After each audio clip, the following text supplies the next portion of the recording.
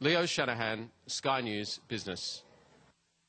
Have you heard of the Bank of Mum and Dad providing a helping hand to millennials struggling to get into the housing market? Well, it's a concept that's been taken up by Aussie fintech Creddy.com, which aims to assist people in taking control of their financial relationships.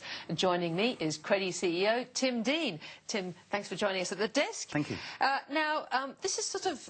I've always heard, I think it was my mother who said, never lend to a friend. And yet this is your business model. That's absolutely true. That's one of the oldest sayings. But contrary to that, people do. And they do a lot of it all the time. Yes, yes. So what does this actually do? Does it actually make it easier to lend between friends and between family? Why should we bother to do it? Well, the reason to do it is that without having a written down agreement, often disagreements happen and people change their mind about what the agreement was, and hence never lend to a friend. And that leads to disagreements, and that could even end up in court. And breaking of relationships, presumably, which is quite serious. You know. Absolutely. But it happens all the time. And I think stats have told us that the Bank of Mum and Dad is the 8th largest financial institution in the UK. So there's a massive quantum of loans that are happening, and our position is very simple. If we can document it and provide a written down agreement and a management of that loan, then if we can head off those agreements from the outset, then that's a good thing. So you've kicked on in April. How's it grown since then? We've been so surprised about the outcome. We've got almost 1,000 users on our platform, yes, and about $28 million of loans have gone through it.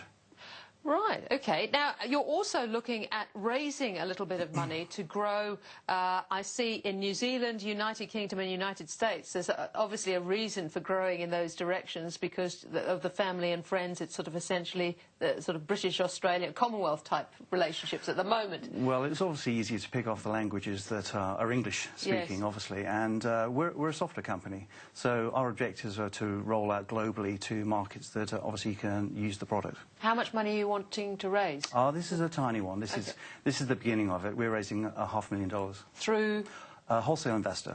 Now that is interesting because that's a fintech.